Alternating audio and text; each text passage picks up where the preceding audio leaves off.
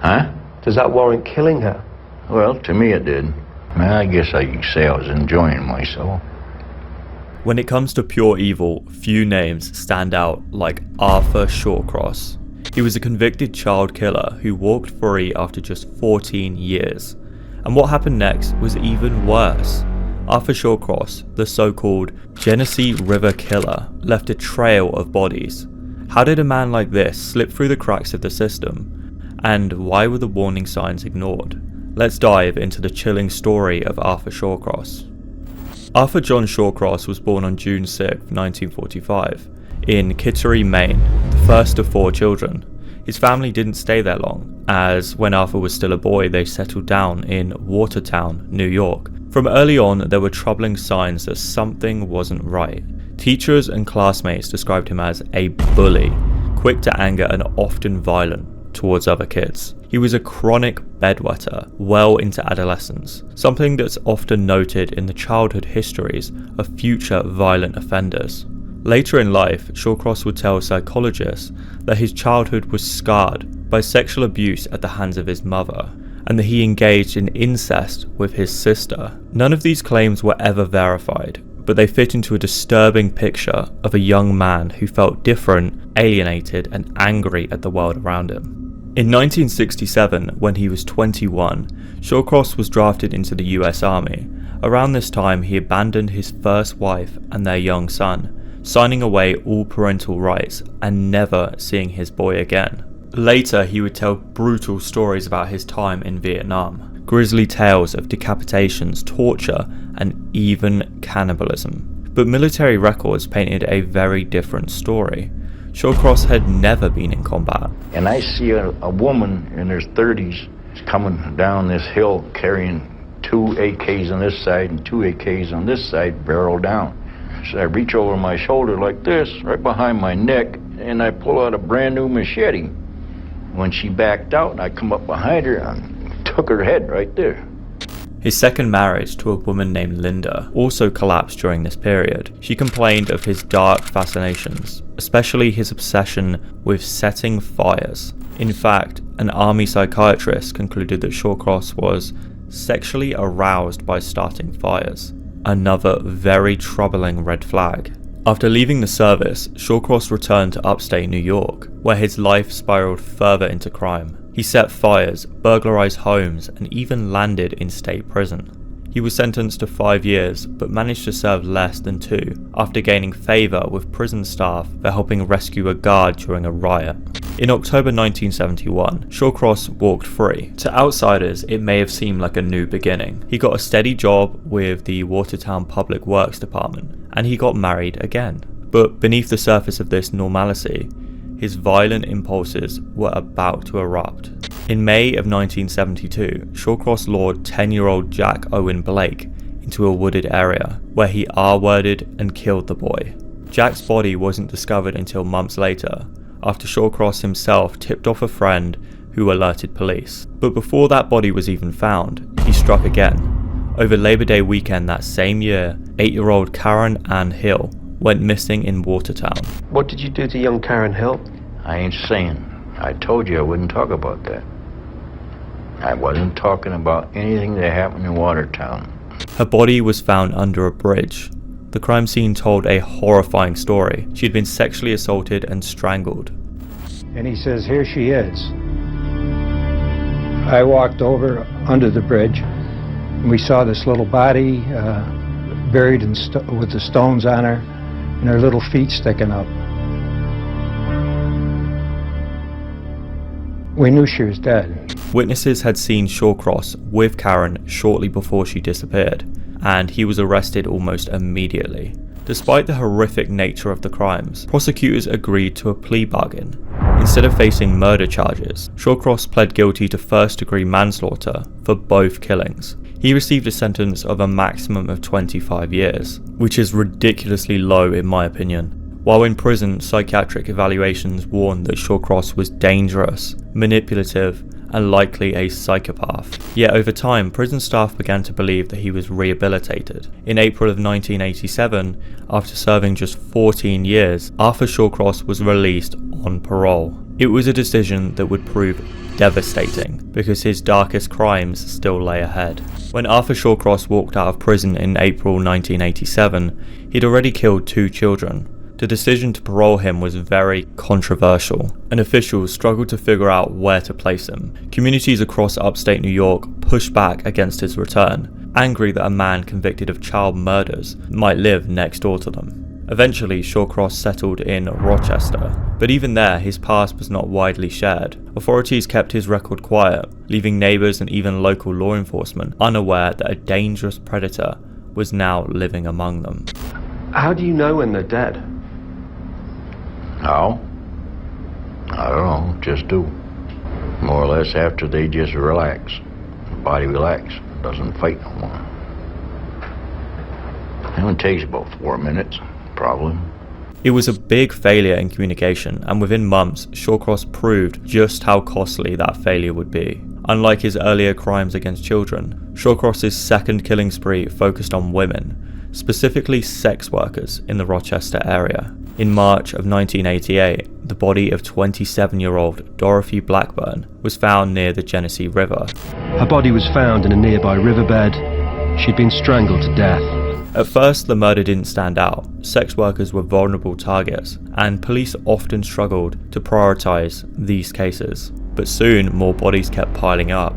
Over the next 2 years, Shawcross killed again and again, targeting women who worked the streets, luring them into his car, and then strangling and dumping their bodies in rivers, fields, and wooded areas around Rochester.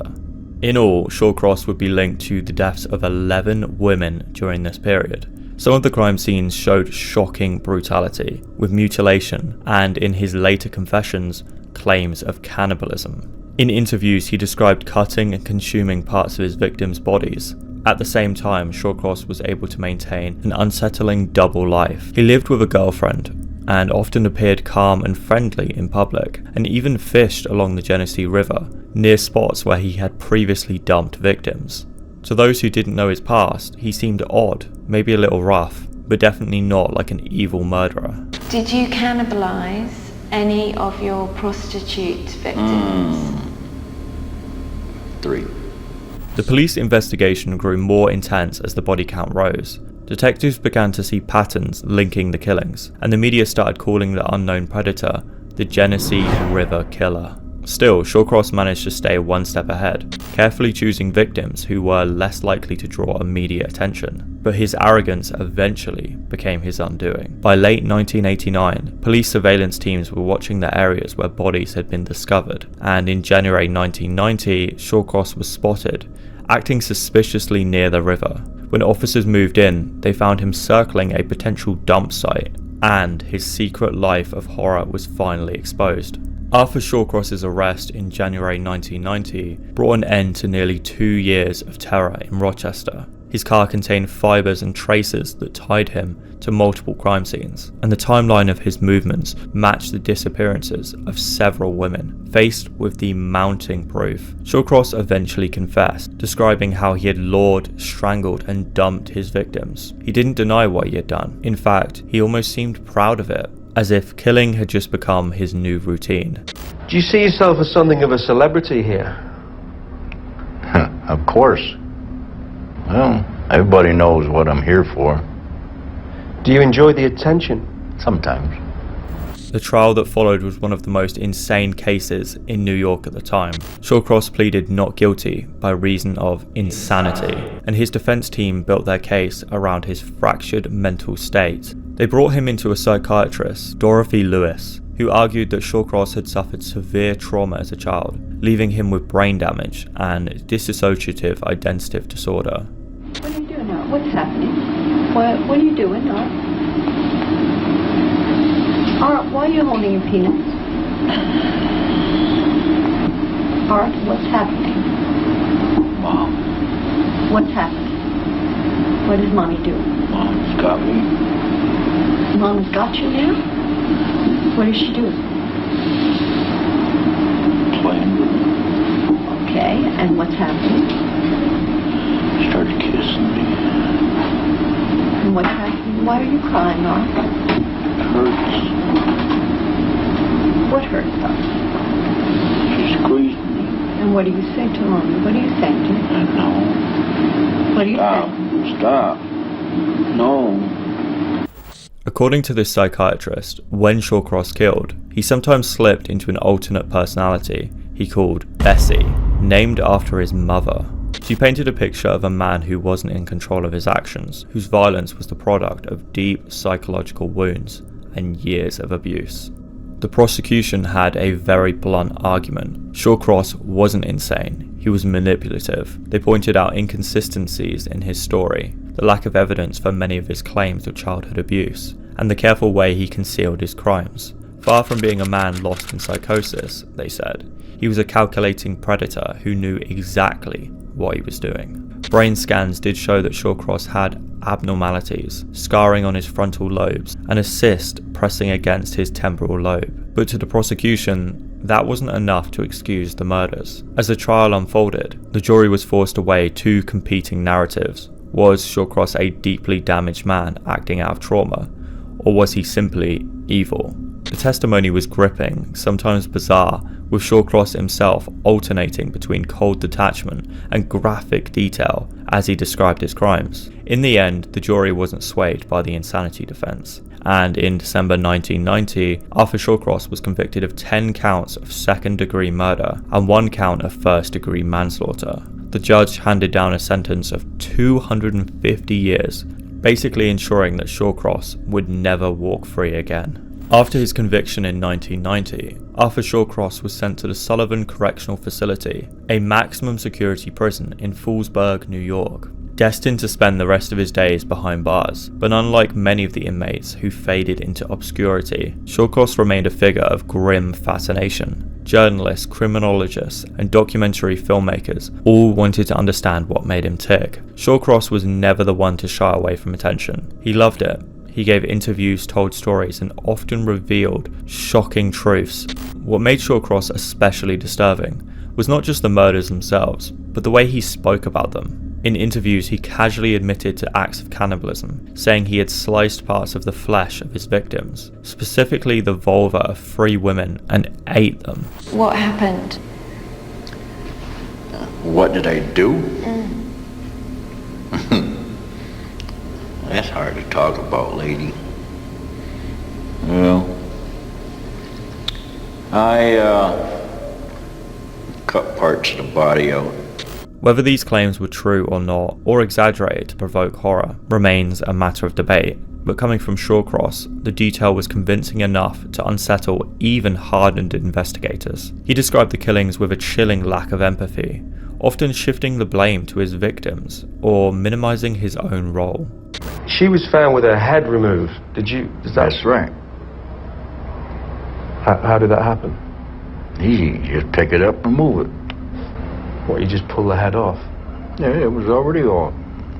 Despite his notoriety, Shawcross lived a relatively routine existence in prison. He spent time reading, drawing, and continuing to spin tales about his life. Sometimes he painted himself as the victim of abuse and war trauma. Other times, he almost bragged about his killings. To the outside world, these interviews reinforced the idea that he was both manipulative and dangerous. For nearly 2 decades, Shawcross lived his life behind bars. His health declined over the years, and by the mid-2000s, he was suffering from a range of medical issues. On November 10, 2008, he was rushed from prison to Albany Medical Center after complaining of pain in his legs. There, he suffered cardiac arrest and died at the age of 63.